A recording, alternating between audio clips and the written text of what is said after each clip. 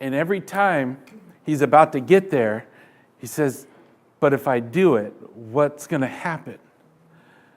And he lets that fear take over, and he never lets himself take this final step out of the boat, because he's always been afraid from day one, what if I approach the little red-headed girl? And the reason they sang Good, Good Father is, I want you to see just the fact that you have a father that looks at you like that little red-headed girl. And you serve a good, good father that's looking at you going, you don't see you the way I see you. You're looking through the wrong set of eyes, and you've got the wrong lenses on your rose-colored glasses, because these lenses that I see have a whole different vision of who you are on the inside of you. I can see God in heaven going, why don't you look through the eyes that my son died for you to look through? Because I don't see failures. I see kids that just need mom and dad to pick them up, put them back on their feet. And I don't care how you are, how old you are today. I'm going to say kids that mom and dad need to pick you up, put you back on your feet and say you're not a failure. You haven't failed in my eyes. You may not have accomplished your goal, but you're not a failure. Failures aren't made by falling down one time. When your kids were learning to walk, did you ever look at them the first time they fell down and go, they're a failure, they'll never walk? Is that what we do when our kids are learning to walk? We never do that. Mom always talks about Wayne learning to walk. What did he do? Grabbed his diaper with one hand, put one hand in the air, and took off. And never looked back. Did we call him a failure the first time he fell down? When the first time your child rolls over, it's like, don't do that yet. You're too little. And then they start walking. And then you have a teenager. It's like, how'd that happen? That was a blur. And then you have grandkids. It's like, how'd that happen? And see, I want to come against that mentality today of, because you tried and you failed, that you think now I'm a failure and my faith doesn't work. Because, when you look at this story that I'm about to read, Peter gets out of the boat. But was he a failure?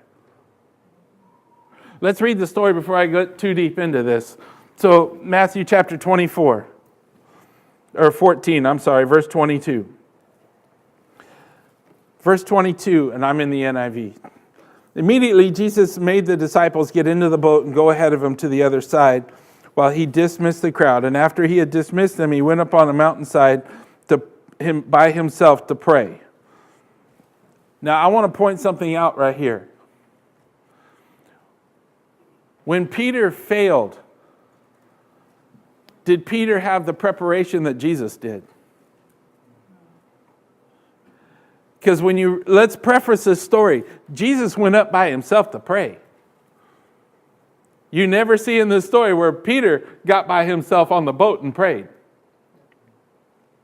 Just pointing that out. Later that night, he was there alone, and the boat was already a considerable distance from the land, buffeted by the waves because the wind was against it. Now, again, in between, I get started, because how many of you know when you get started, when you get a word from God, it's like, okay, I got a word from God. Here I go. Here I go. I'm happy I got a word. Here I go. And what happens? Boom. I get clobbered. I get a fistful of knuckles upside my head. And I'm going, hey, God, I thought we had a word here. Right? And we're looking at it, and God's going, you do. Keep going. If we look at this storm, like the storms that happen in our lives, and I read the scriptures earlier during the offering on purpose. Sometimes there's good people sowing good seed in good ground, and the enemy gets in and messes up your plan. And sometimes you need to recognize, hey. And that's when you got to kick the people out of your life that are in there just to throw, because, the servants weren't there. They're supposed to listen to what the master is saying. I get that. But at the same time, they were also the naysayers in this story. It's, what? The last thing I need when I'm trying to fight with everything I got is someone else walking in telling me, hey, what happened to you? I'll tell you what happened to me. I slapped you upside the head. Oh, that's what's going to happen to you. And we get to that point. But you have to understand, when you see waves, when I see tears, you have to know that because I'm in the middle of something, that means there's something greater that's coming. When I see tears, there must be wheat. That means there has got to be a harvest. Just because I'm seeing something negative doesn't mean the whole thing is a waste. That means I've got to take the negative out of this and burn it and get rid of it, because there's something greater. There is a greater harvest right here in the middle of it. I got to get the junk out so I have my harvest. When you start recognizing what your harvest is and how to maintain the best harvest for you, and I'm not just talking, money is the least of my concern right here, people, because the rest of your life, money doesn't buy happiness. Money doesn't buy everything that happens in your life. Money doesn't buy you, I'm cancer free. God does. When you see that healing comes through your Almighty God, it starts making a difference in your life. And you say, you know what? God did this for me. And I can stand up a little taller because God did this for me. Just like that cartoon, Charlie Brown got to stand there and go, it's a good day to be me. Yeah.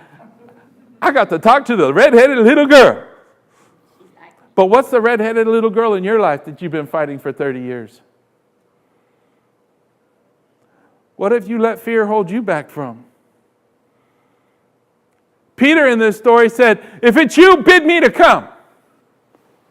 I thought of something when I was writing my notes out for this. Do you realize Peter was being obedient to the first word that he got? Go. I've never heard it said before that, I got to stay in my obedience till I get something else, another word. Because right now, this word said go, so I'm going to keep going. Jesus, unless you tell me to stop, I'm going to keep going. But right now, I'm asking you a question. Is there a change of direction? Because if there's a change of direction, I need it directly from you. Until I get something different, I'm going to keep going. But right now, you told me to go. Should I come to you? I know it's not that big of a side journey to just come out where you're at, but where you're at seems to be more stable where I'm at. I'm on a sinking ship. Do you understand the disciples? What made them want to sit there?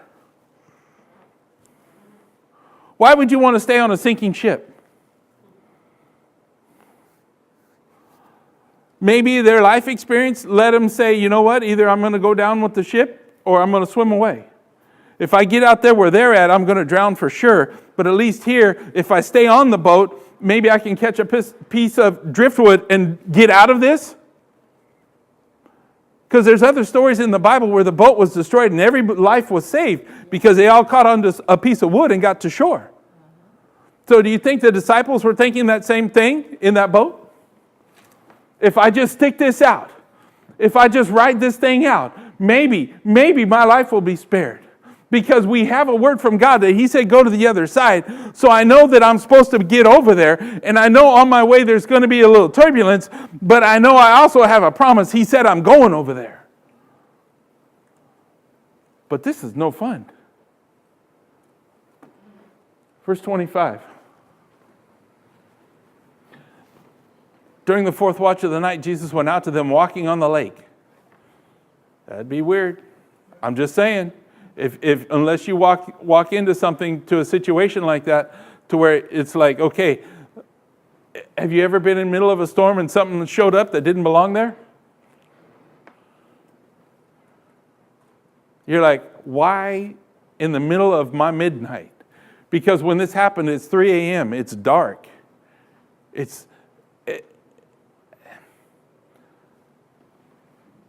last time when we... our last trip to family camp, like a year ago, My brother took us out on the boat, out on the lake, at midnight to go fishing. I tell you, you've never heard anything so quiet as when you're out in middle of nowhere, on a lake in middle of nowhere, and it's midnight. No storm, luckily, that I wouldn't have went out. I would have puked my guts out. But it was a quiet night. But have you ever been out in the middle of a boat when it's rocking? Is it quiet? It's no fun. I only did that once. I learned my lesson the hard way. You don't ever do that again, because you will be over there puking all day long. I don't want to do that. It's noisy in the middle of a storm. How did they see Jesus in the middle of a dark night, in the middle of a storm, with waves and wind? Do you notice the wind in your life always seems to have its own volume? And the bigger the wind, the bigger the volume. I'm going to huff. I'm going to puff. It's like the big bad wolf trying to say, you know what? Listen to Charlie Brown in your life. You're not good enough. I seriously want you to think about how many times that you've walked up to something and said, I'm not good enough for that. And you backed off and said, no, I'm not going to even try. Because I failed last time I was here, and that hurt me. If we look at our failures and go, but I can't move past that, we're never going to be able to be the Peter that says, you know what? Bid me to come. Anyway, let's keep reading. I'm getting way ahead of myself. 26. Or did I read 25? No, 25. Shortly before dawn, Jesus went out to them walking on the lake. When the disciples saw him walking on the lake, they were terrified. It's a ghost, they cried, and they cried out in fear. But immediately Jesus said to them, take courage, it is I, do not be afraid. Now, wouldn't you, if you're Jesus, be going, come on, guys. This has got to be the first and only time you've ever seen anybody walking on water, and why are you afraid? When you look at this story from the perspective of how were they afraid of something that they know couldn't happen to start with, and the only explanation is the guy that I'm serving, I'm his disciple, he's the only one that could do this, why would I be afraid of that? Could there have been an old wives' tale about somebody, a ghost or something? Could there have been something else that has scared them previously in their life that caused this fear to come back up? Because most of the time, fear comes up from something that we've experienced, and even if we see it in a wrong way this time, it still is something that terrifies us. I was listening to some people talk about memories not that very long ago, and they said memories in an average of 3 years change in your brain. And over time, what happens is when you bring that memory back up that's now changed a little, it locks in. Now I remember it this way. And next time it comes back up, it changes a little, it locks in. And it stays that way. Next time it comes up, it changes a little, it locks in, and it changes. So your memory that you started with 20 years ago that was accurate, it's kind of like telephone when you were a kid. You start with, she had purple hair. And by the time it gets over here, there was a UFO from Venus. It's like, these don't match. Because what happens, it locks a little different. And before you know, this accurate memory is a purple UFO from Venus that you never thought about. So what I'm asking you, what have you remembered about some of your failures?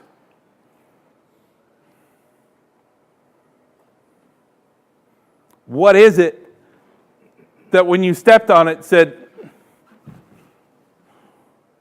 and it felt like you stepped on a board with a nail in it. Oh. Right now, on the project I'm on, we're in a framing process, and there's constant movement because it's a remodel. Now I'm having to rip the building apart. I don't do anything. I stand there and, hey guys, get it done. So during the process of ripping an old building apart, how many of you know there's nails that come out in boards? When I walk out of my office, I look down. Why? I don't want one of those old nails through my boot. And they are everywhere. And when I see one, hey, can you fix this? Can you fix this? Can you help me out here? If I find one of the guys, can you throw that over? And, oh, sorry. We'll take care of that. But the point is, now I get trained that I have to look down, and I'm not looking at the progress that's happening. I don't get this picture from up here. Now I'm having to look down, and I'm missing the big picture because last time it hurt me, so now I'm just walking around like this going, what's going to hurt me this time? When I step out, where is it this time? What's the nail in the board? I have no confidence in looking at the big picture because I've stepped on that nail one too many times. It's been 11 years since the last tetanus shot. So you know what that means. Bend over. That's a rusty nail. I don't want a shot after getting my foot hurt. No thanks. But we look at life the same way. We keep going. And Jesus is going, take courage. It is I. You don't have to be afraid. It's time for you to stop looking at this going, but I should be afraid of this. And God's going, why? Why? Because last time it didn't work? So, where'd you get the word to make you step out last time? Did your buddies throw you off the boat? Is that why you stepped out? Where you got three guys back there going, go. And there was no Jesus?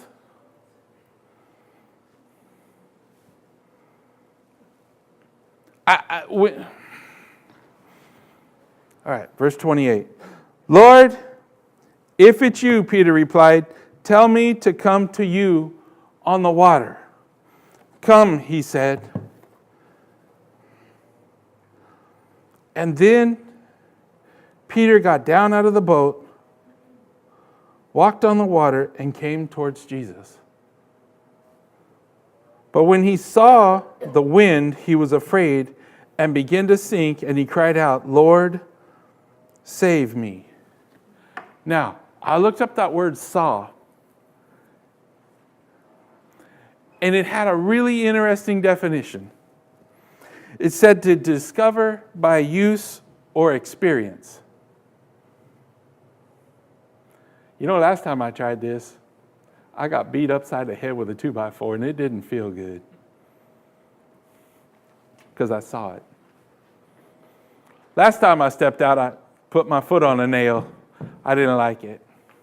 Last time I stepped out, I sank a little bit. I got a little wet. You know, Lord, last time this was no good. Last time I stepped on that word that you gave me, God, remember I got beat up a little bit. And what's Jesus saying the whole time? Come. Get out of the boat. Get out of the boat. I mean, when you think about it, unless Jesus had come through, who knows how they would have got to the other side that night. This story doesn't give us the insight into whether or not they would have got through on a busted boat. If they would have ended up on the other side because Jesus told them to go. That much I'm certain of. But how they got there, whether they would have been beat up worse than they already had, we don't know that. But what I do know is this. When God tells me I'm going to the other side, I am going. What happens in between here and there is kind of up to me. So now in between, Peter teaches us another concept right here. I see Jesus in the middle, and you know what? I'm not real happy where I'm at. I need some more help here. So do I come or do I go? See, when you're out in the middle of your storm and you're thinking, this storm is really beating me up, it's time for you to go back and look for Jesus because he's standing there beside you somewhere. And now I got to go back and look and go, Jesus, what do I do now? I'm getting beat up.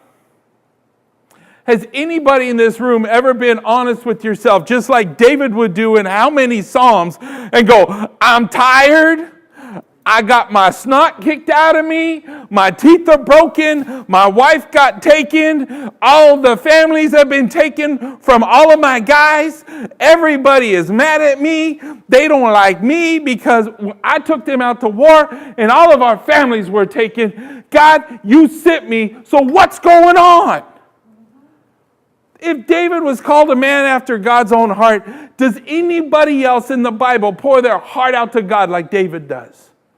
Have you ever went to God with your soul just ripped apart and say, God, this is where I'm at. I hurt. Why do I have to go through that?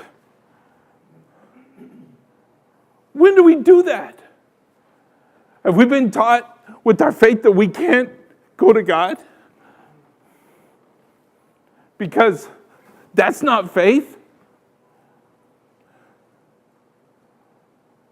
I want to challenge you this morning. David was the only man in the Bible that says was a man after God's own heart. And he constantly poured his soul out to God. When do we do that? When's the last time you just got down on your face and said, God, here's what's messed up? He already knows what's going on the inside of you. David never ended it without saying how good God is. He never ended it without saying, but blessed be the Lord, the God that saves me. I'm not saying leave it just being a whiny baby. I'm saying, God, I'm going to pour my soul out because here's what's broken on the inside of me. God, here's where I know I'm messed up. He already knows your thoughts. He already knows you anyway. How about just giving it to him? He knows who you are. He knows what's hurt on the inside of you to start with. He saw it happen. He was standing beside the boat. In the middle of the storm, he was already there.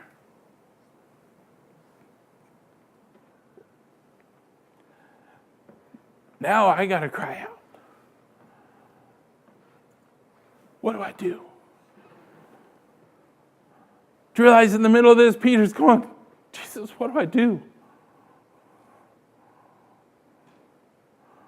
I'm following what you told me. I feel lost. I've been rowing all night. What do I do? Is this how I was supposed to end up?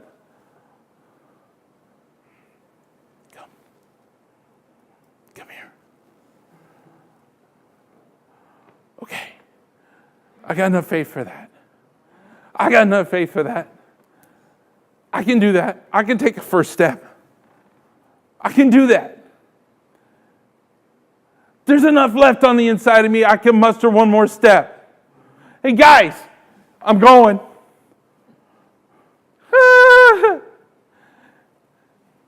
There's the servants.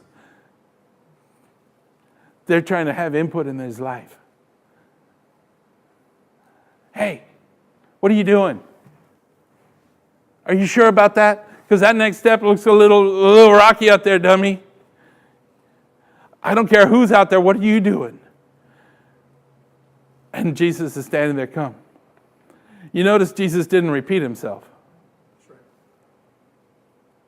He gave him a word, come.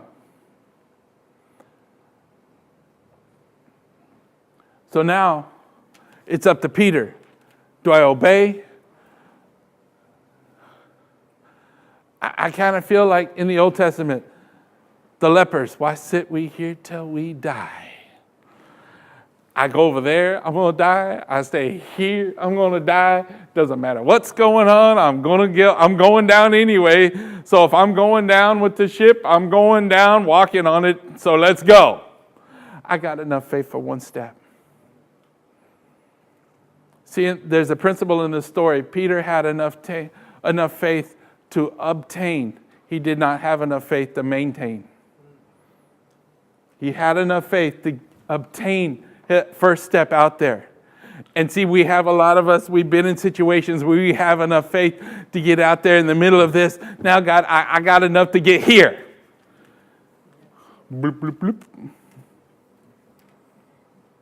Do I have enough to maintain?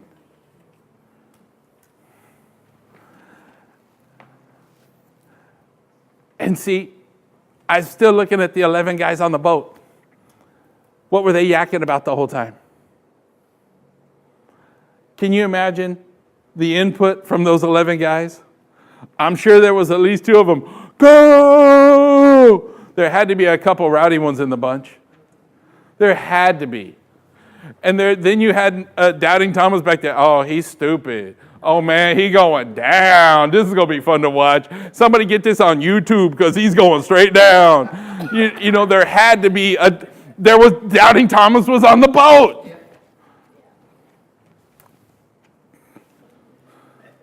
Think about it. And you know, Thomas, friends, like attracts like, right? Thomas had to have a buddy in there somewhere. Judas had to have a buddy in there somewhere too. Think about that.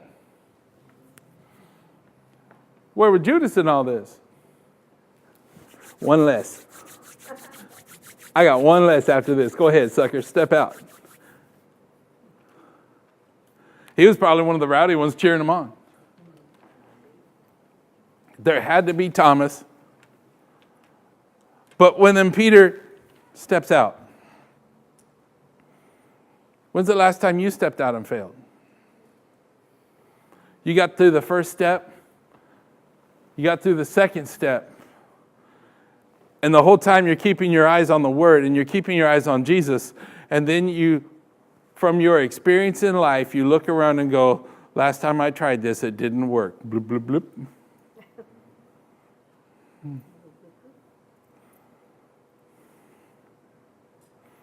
And Jesus is standing there the whole time. Okay, come here. I want to point this one thing out. I found a really good book called Water. I'll show you later. It's an incredible book, wrote in 2002. John Ortenberg, I believe, is the author's name, talking about this whole story. One of the things he points out is Jesus corrected Peter when they're out on the water, not on the boat in front of everybody. He didn't bring him back in to embarrass him. He said, Peter, you got little faith still. He didn't do this in front of the whole group. So Doubting Thomas, I told you it wouldn't work. I told you. He picked him back up and put him back on his feet. So when he got back in the boat, he was still the one out there walking with Jesus. And none of the other people that were around him could say you failed, because Jesus was right there holding his hand the whole time. The incidence of failure was between him and God. When was the last time that you actually thought about that failure? God wasn't correcting me publicly. It was supposed to stay between us. So you think your failure is something that God's smacking you with, and he's just trying to say, look, I'm just going to pick you up. It's time for you to come back up where you belong. Stop holding your hand up going bloop, bloop, bloop. Did the failure just get your clothes wet, or did the failure drown your soul?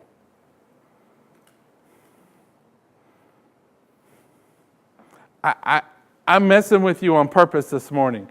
I want you to understand that faith does work.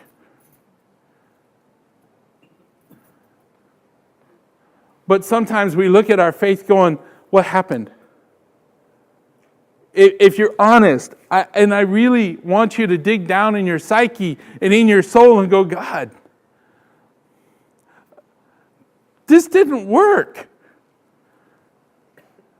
That situation didn't turn out like what I had a word, I had it set up, I saw it in my brain, I got a picture, I put my faith out there, and boom! Storm, waves, you come, bloop. Didn't work.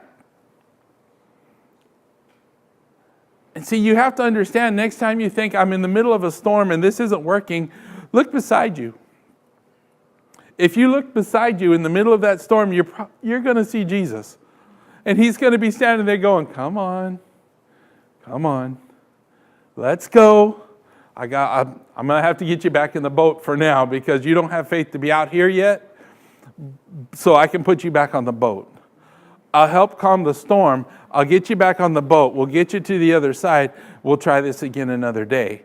But in the meantime, I am going to save you. So did the faith really work? Peter got to the other side. So at the end of this, the word was successful. The faith did work. But there was a little hitch. I'm asking you this morning, when is the last time you seriously went before God and just poured out your soul? If David really was a man after God's own heart, and we cannot dispute that, that is in the Bible. Longest book of the Bible, how many Psalms deal with him going, God, are you sure about this? The most famous Psalm, the Lord is my shepherd, I shall not want. He leadeth me in valleys. Besides, I get the still water.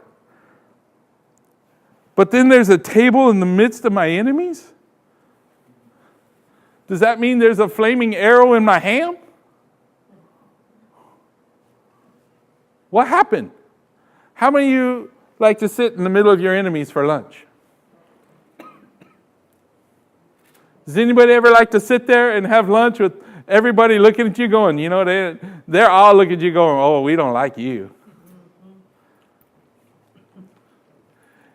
The one person sitting by themselves in the cafeteria, that one little person. Do you like being that one single person? How many of you enjoy being that in the middle of that situation? That's never any fun. And that's when we go, Lord, save me. Get me out of this mess. All right, verse. Can you keep going there, Chris? Immediately Jesus reached his hand out and caught him and said, O ye of little faith, why did you doubt? So now, I want to talk about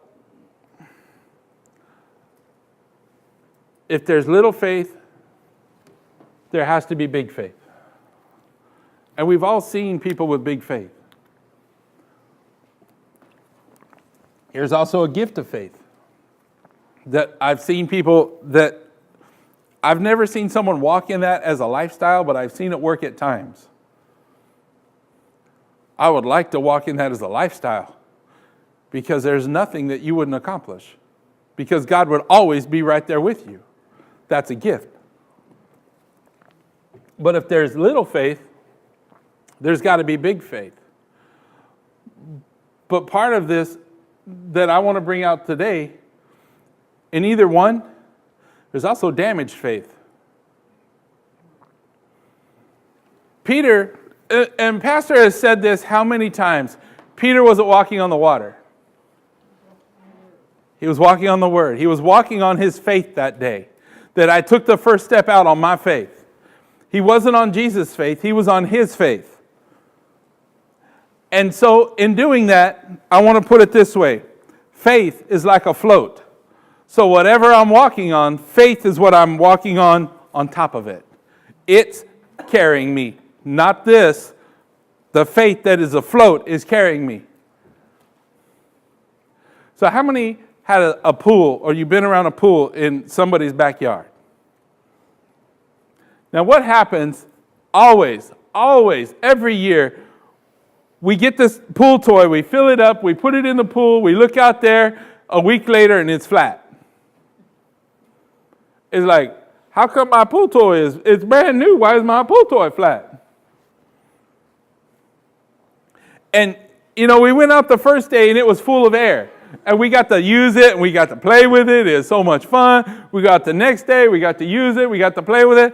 All of a sudden, the next day it lost a little air. Recently I had to replace one of the tires on my truck because on the back of the tire,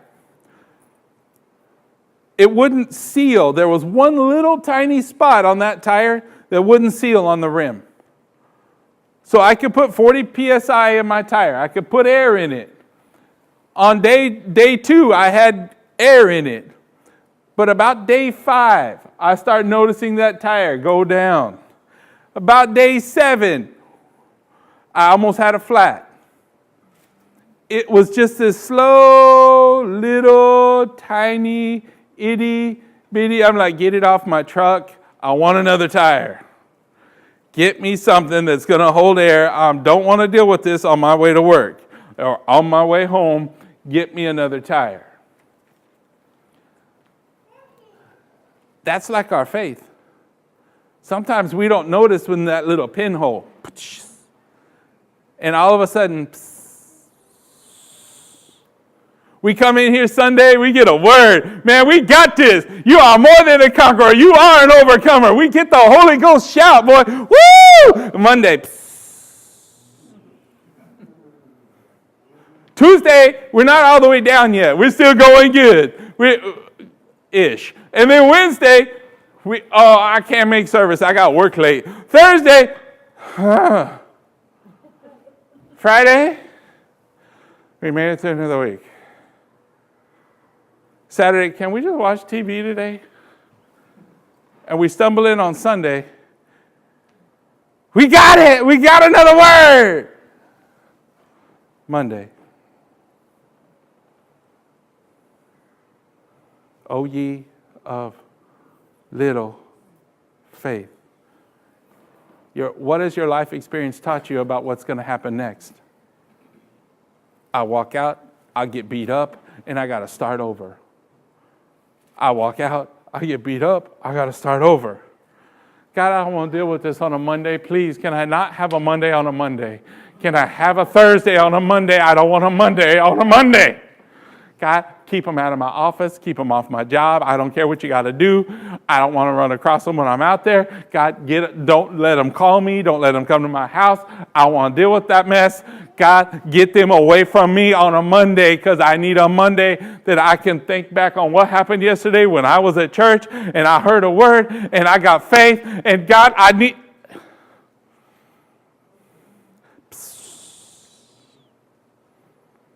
You got a pinhole. Sometimes it's not a pinhole. Sometimes it's like Edward Scissorhands came to your float.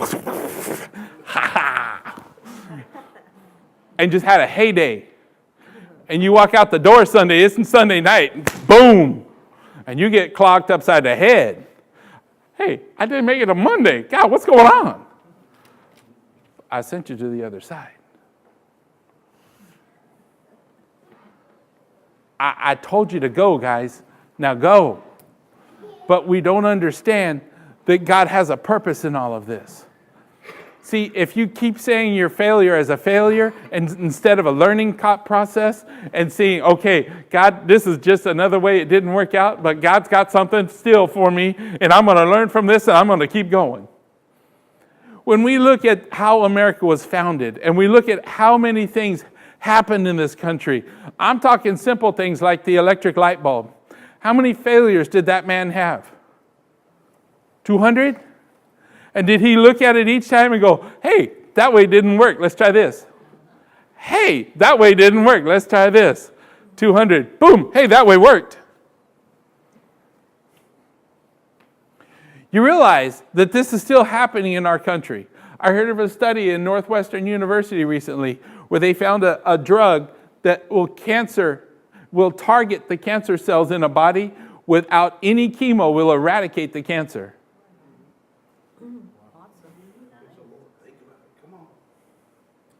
Eradicate out of a body. 100% cancer-free. No chemo. How many failures did that team have? How many rats died did that team have? And they go, that didn't work. Whoops. But when you think about it as, is this a failure or is this a learning curve? Is this a failure or is this a learning curve? Just because Peter stepped out and some people say failed, I still say he did something. He did something. He wasn't one of the 11 guys on the boat going, no way, you're crazy and I'm not going that way. And Peter's going, I got to do something because I'm tired of being on this ship. It's going down. Every time I get out here in the middle of a storm, I got to think, do I ride it out or do I go down with the ship? Do I ride it out or go down with the ship? I'm not going to do either one this time. I'm going over there. I see Jesus over there. I'm sick of riding this out. Hey, can I come out there where you're at? Because apparently where you're at, you're walking on the thing that's killing me. And I'm sick of not being able to walk on what kills everybody else, what drowns everybody else. You're walking on it. I got to have what you got. Because I'm tired of this thing drowning me. It's the last time all your hopes and everything that you had, you stepped out there, boom! God's going, come over here. But, I got beat up.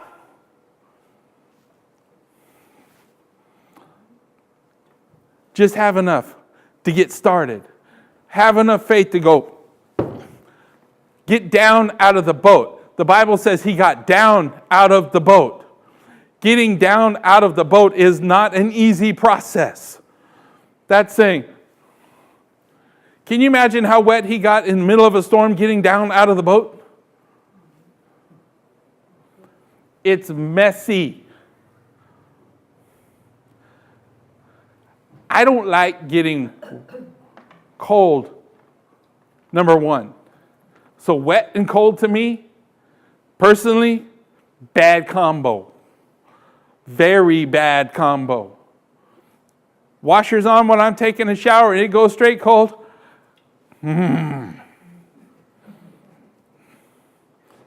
It's bad. Let's just go that way. It's bad. But can you imagine on a lake, in the middle of a night, in the middle of a bad storm? My dad went out with my oldest brother out to Eagle Lake a long while. It's been a while. Darren looked out. They're out fishing on the backside of the lake, and this is a huge lake. Darren looks out and said, Dad, reel in now. Calm. Dad, reel in. Reel. He's over there. Dad, reel. Because he looked out and saw a storm. And he knew he didn't have the best motor in the world. That's my brother. Until now, he got a good boat. I'm so proud of him. Yeah, because I get to go fishing on it if I ever get up there. But reel. As fast as they could reel in, he started that boat full throttle to the dock. By the time he got to the dock, they were under siege because there was a storm. If he had waited till the storm hit him, it had been too late. That's when you lose your boat. Point number 2, recognize your storm from afar off. When you start seeing it, full throttle out of there. But Jesus told me to go that way. Then full throttle at it. Because I know if I'm in the middle of God's obedience, even if I'm going straight for the thing that's trying to kill me, I'm not going down. I have enough faith to take that first step. Don't be one of the 11 on the boat going, ha, we knew you weren't going to make it. We knew it. We knew it, Sandra. We knew you couldn't do it. We knew it. You're right. No. Can you imagine how Peter felt when he had to, Lord, save me? And I'm sure that wasn't just a little, Lord, save me. Oh, please, what's thou saveth mean? Wouldst thou? No. Hey! I'm dying here. I would see B. I would be, that would be me. Like I said, I don't like cold and wet at the same time is a bad combination. So I'm telling you, I want to challenge you. When you start seeing a storm, is it really time to quit? Is it really time to give up? Or is it really time for you to go, you know what, God? I know I'm in the middle of a storm. But I want to be like David, and I just want to stop right here, and I'm going to pour my heart out a little bit. I got to empty my soul. The art of David emptying his soul was something that we need to look at in the Bible. When you look at John chapter 11, is it really a story about Mary and Martha, or is it a story about Jesus going, you know what? I can deal with reality. I can handle it if you come to me and just tell me what's going on. Did he rebuke either one of them for doing what they were doing? Or did he actually say, you know what? It's okay. She's trying to do this. I realize that she just wants a word. I know you're busy. She needs a word. An honest conversation doesn't scare God. He's not afraid to hear what's going on in your life.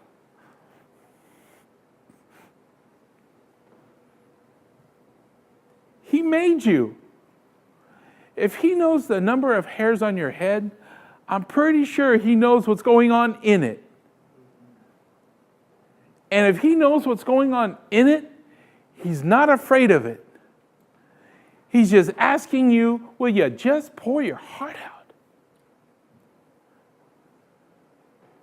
I don't care how you've been hurt. Let me rephrase that. He cares how you've been hurt. No parent can watch their kid get hurt and go, oh, well, Can't do that. I'm dad. Come here. I love you, sweetie. When's the last time you looked at your heavenly Father just like that? He knows what's broken on the inside of you. He knows the hurt. He knows where you're at. Even if it's a situation where he goes, oh, ye of little faith. He didn't rebuke him and say, dummy, why'd you get out of the boat? He said, it's okay. I'll save you and your little faith. Out here, I'll tell you what's going on. I'm not going to embarrass you in front of the whole crowd. I'm going to help you out here so you can get stronger and you can get better. You know, if there was a B to this story, I'd like to see what happened next time when if Jesus was walking on the water, Peter's like, okay, come on, this time, can we do this again? Because this time I'm not going down. This time I'm going to keep my eyes on Jesus, and I know if all I got to do, no matter what the external circumstances are, if I keep my eyes fixed on Him, I'm going straight to Him. I can put my faith out there. There's not going to be any sinking. There's not going to be anything else because I got these two big floats on my feet that are called faith, and now I'm just walking out there. It doesn't matter how deep the water is. It doesn't matter if there's alligators in the water. It doesn't matter if there's piranha in the water because I get to walk on it. And we've all seen people that tend to walk on what kills us. And I've seen people walk on what has buried me. And I look at them, I go, why are they walking on it? Why did that bury me? Why? God's going to just pour it out.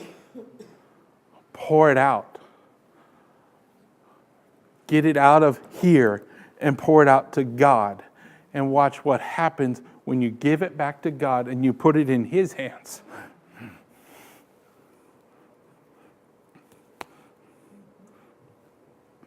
God's going, now thank you. You gave it back to me. I can't imagine the feeling of David when he came home from being at war that God told him to go to, and all of the families, all the soldiers had lost their family in one fell swoop. Can you imagine? Guys that served in the military, you come home and your family had been taken captive. I did what I was supposed to do. And I came home.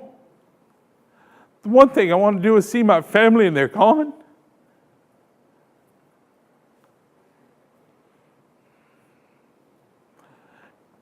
Wouldn't you want to kill the guy that took you out there? So now I got an army full of guys that want to kill me because I was obedient.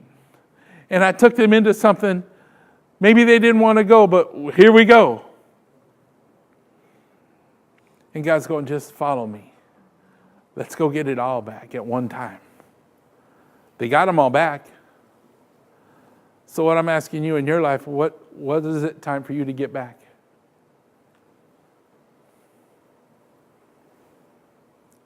You got to start somewhere by just get it out. Say, God, I got damaged faith here. This got messed up in my life. This is broken. This is injured. This is hurting. But I know you are able to keep that which I've committed unto you.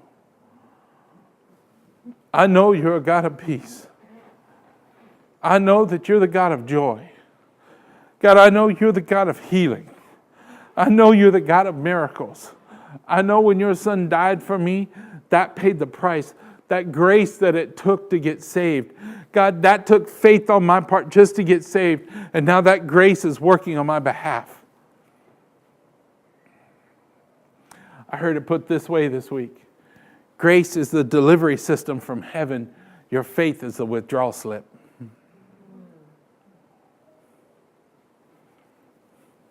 Grace will get it to you. Now it takes faith to go get it. Are you ready to go after it? Because when you get ready to go after it, I'm challenging everybody in this room this week. Go find your quiet place and just let it go. Say, God, this is where I'm at. Whatever that is. Your life could be perfect. And if it is, thank God. I'm glad it is. That's His plan for your life. If not, let God know. But don't walk away from that prayer without saying, but I know you're the God that can handle everything that I've got. You wouldn't give me a word, put me out on this ship, put me out in the middle of the water, put me out in the middle of the lake without knowing that you're coming to walk on it with me. God, you wouldn't have put me here if I wasn't supposed to keep going. This isn't going to kill me. It's only going to make me stronger because every time I fail, I learn something that didn't work. And now I got something else to build on. God, this isn't a failure. This is how my faith didn't work that time, but I know I still have working faith. Because I believe in God. I serve the God that doesn't fail. I serve the God that won't let me down. I serve the God that is more than enough. I serve the God that is a banner over me and that His favor opens doors that should have never been opened. I serve the God that watches over me and He watches over His word to perform it. Has He not said it? Will He not do it? Will He not bring it to pass? It's coming for me Because this is what God said He's going to do. It will happen. I got to keep standing and I got to keep walking. Jesus, pick me up because here we go. If you got to get me over there on the boat, then let's go on the boat. But whatever we got to do, let's get over there. Because I'm tired of being in the middle. There's a reason I played that to start the service today. I'm tired of average. I'm tired of looking at things going, this thing could bury me. No, I am a water walker. I'm the one that's going to maintain my float out on the water. Just because I obtain doesn't mean I maintain. How many of you has obtained peace that you couldn't maintain?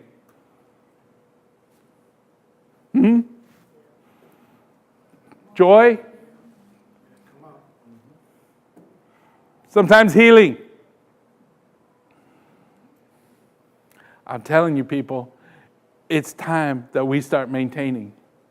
Maintaining isn't a bad thing when you look at it going, I'm maintaining. I keep stepping. I'm maintaining. If you looked at it that way, pretty soon you'd start being happy over that second step. And you'd start understanding that if I rejoice in my victories and God gets the glory for it, it's easier to take the third step. God got glory for it. I get the fourth step. God's getting glory for it and it's getting a little easier. Pretty soon you're doing the slide. Why? Because you know God's got your back. And you're now walking on things that's drowning other people. It's coming in your life. Are you ready for it? Are you ready for it? Are you ready?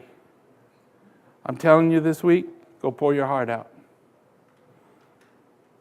If you've never done it, it's a good time to start. If you've never read through Psalms and watched David just pour his heart out, I suggest you do it.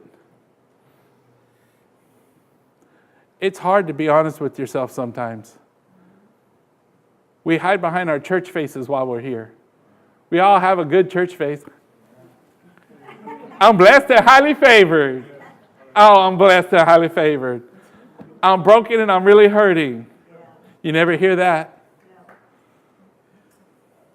I'm blessed and highly favored. No, you're not. Liar. Quit lying. Liar. Pinocchio.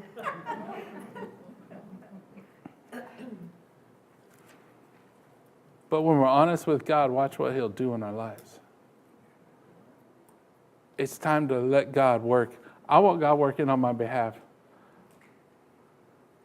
It's not telling God I don't have faith to be honest with God. It's saying, at the end of this, God, here's what your word says. But an empty soul getting the stuff out leaves more room for God. If you're harboring, think about this. The more you harbor your feelings, what happens to them? The more you internalize it, what's happening? You're pushing God out because I've internalized it out. Now I'm holding this. It's like when I take the laundry out. If it's been too long, I got a week and a half's worth of laundry. How hard is it to hold it all in your arms? You got socks sneaking out, right? How did it do that? How did it get... And you're trying to hold it all together, and God's going, put it in a basket. Here's my faith basket. Put it in here. Watch what I do. God's got it. I want you to know God's got this. It may be a mess, but God's got it. I may be getting wet, but God's got it. He's right there. Now it's time for me to just go, okay. Angelo, you better close this, or I'm going to just keep going. When you're done, let's play that video again, Chris, if you could, please.